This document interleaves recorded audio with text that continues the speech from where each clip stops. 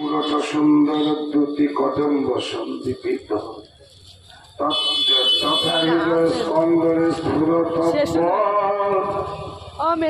শচী নন্দন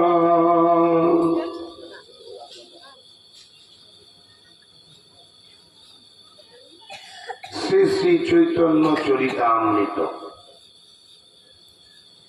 প্রথমেই বলি, এই যে গ্রন্থের নাম শ্রী শ্রী চৈতন্য চরিতামৃত, শ্রী শব্দের অর্থ কি?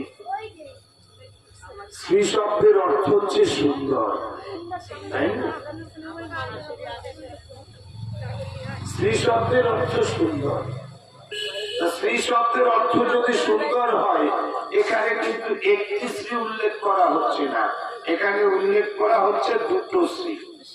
শ্রী শ্রী অর্থাৎ